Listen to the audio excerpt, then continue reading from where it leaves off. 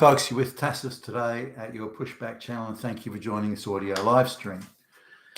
In this essay, I'd like to talk about the reality I think we need to face is that any Western younger person, say, under the age of maybe even early 30s and younger, only understands and only knows a world of affirmative action and participation trophies and race and gender quotas, and the belief and view that the entire society is shot through and run by the most evil fascist Nazis, and it's their job, the young people, to fight back against all these Hitlers that are just everywhere. You can't see them, you can't identify them or anything like that, but you know that they're straight, white, and male. You know that much. But your job really is not to go out into the workforce to work or help produce and create wealth for your fellow citizens so we can all have a higher standard of living. No. Your job is to fight Nazis, and Nazis are everywhere. Every law, every policy, everything is Nazi, and only if you fight back against that are you a good and virtuous person, and that's really your job, your role in society. So anyway, we're doing a sort of a high-tech type, science type STEM contract of work, and we're actually the prime contractor on this one. So the client, the company, they want to allocate some of their people to the project, really to reduce costs. Like they're people already on their payroll, so they're not creating like a new cost for this. We kind of don't mind because it's more the donkey level work that they'll be doing, and we're still doing the high intellectual property type stuff. So we're okay with that. Now we've got they arranged a meeting with the HR department where we're going to go through the people they want to allocate to the project, and so we turn up for the meeting on that. Now. A mid-level HR operative. She's about 30 years old, I would figure, and pleasant enough. I didn't detect any sort of serious sort of simmering malice or super chip on shoulder stuff or anything like that. So I don't think she's qualified with doing the job that she's doing and doesn't really understand the issues, but hey, as long as she's amenable to talking, then you can kind of navigate through that. But it becomes apparent pretty quickly. And I've come across this now many times, so I accept it now as really the status quo. Not happy about it, but I do accept it as being the reality. The only world she knows, this whole young woman, she's not a girl.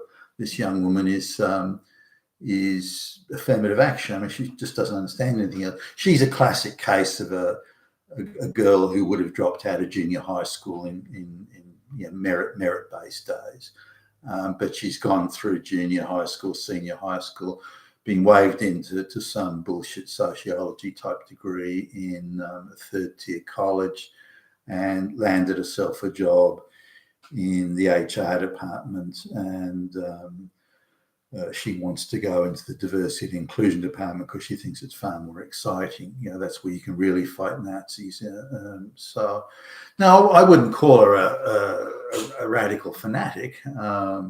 She's kind of gone along with the flow, and given she doesn't know anything different, then she sees this world of affirmative action and gender quotas, race quotas, and so you just have to do it. That's what you have to do to fight Nazis.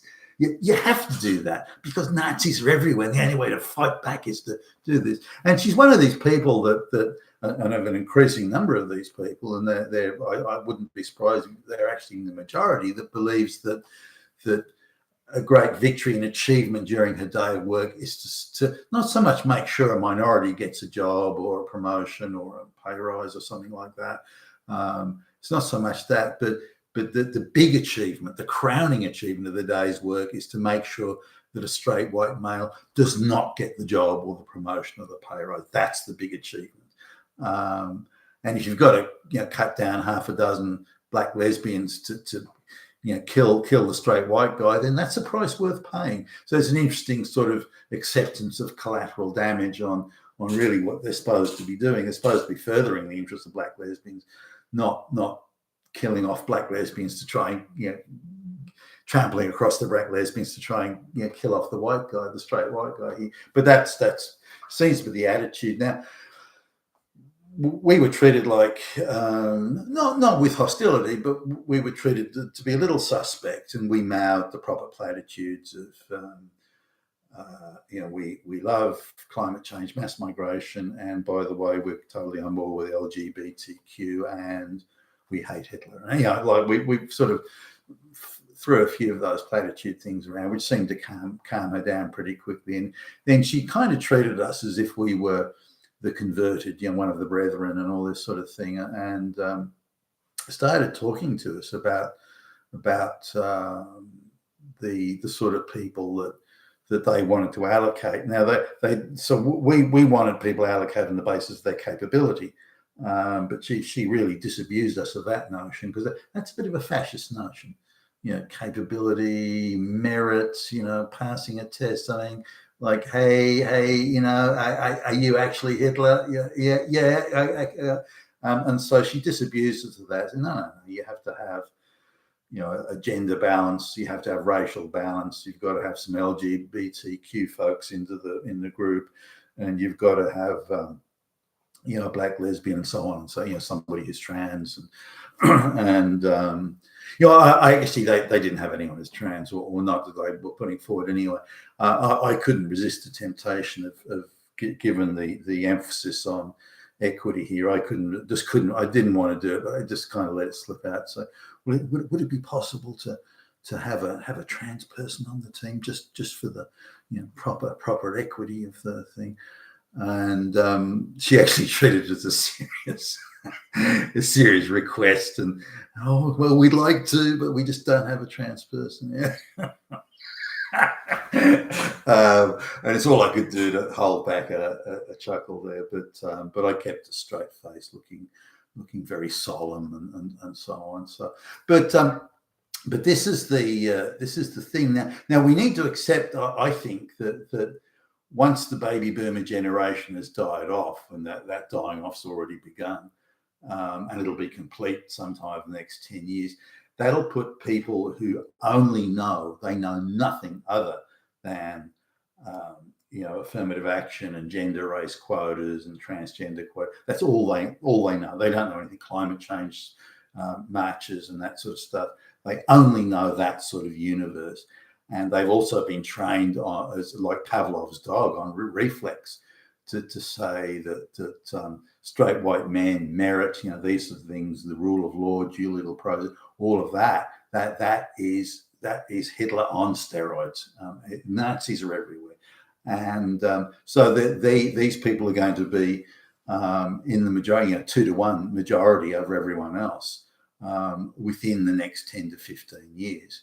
If not earlier, and that means that they don't understand merit or assume that any reference or even mention of this or thought of this is in itself an expression of evil fascism and white supremacists and all that sort of stuff. So these people are going to be in the majority, like in society in totality, and not only that, they're firm believers that anyone that isn't on board with them is a Nazi and must be killed off and prevented from having employment and so on. And they believe that to be just and quite good, just and good and reasonable and so on. As insane as it is, that anybody would wish that on their fellow citizens. Like, I don't wish that on them. Why would they want to wish it on me? Type thing.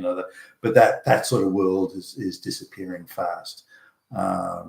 You're a Nazi. You have no legal rights. You have no moral right. You are an outcast, and it should be so. It's really along those lines. So these people are going to be the majority. But sitting down with her again, not necessarily an unpleasant person. She just has no idea of what she's doing. She doesn't understand the destruction to the society that provides the job that she's in, that provides the lifestyle she has, the opportunities she's had, university she's gone to, and all this sort of thing. She is being directly instrumental in aiding and abetting the complete destruction of that society. Where will the wealth come from? Where will the expertise come from? You had an operation 10 years ago because you busted your ass and doing something or other. Where will the expertise to do that operation be in the future? When you go and see the doctor and the black lesbian who hasn't passed any exams, who's just got an affirmative action, what's going to happen to you or children you may have or your relatives? So, she's not capable even of thinking about that. So she understands the affirmative action and the quotas. She also, interestingly, understands and accepts patronage. She accepts that it's okay if people she knows that were, because she, like nearly all young girls now, she's also getting processed through the NGO activist groups, the climate change placard waving and all that sort of stuff. So she's getting further radicalized through that. But she thinks it's quite okay that if you know people who are in that radicalized placard waving group who have no expertise other than they hate Nazis or something, that it's okay if those people are given good jobs. That's all right. That sort of patronage is okay because you know that person to have the right attitude. They hate Nazis. Straight white males are Nazis. They hate straight white. They've got the right attitude. So it's okay if they're gifted jobs, not through affirmative action per se, but through a patronage network. And something I found, I mentioned this previously, is that once you get some major sort of activist who is gifted a job or manages to land a job or whatever in the diversity and inclusion or human resource departments, usually those two, human resource department, then they exclusively hire other activists from their NGO network. And the NGO network is very good at shuffling people into these jobs.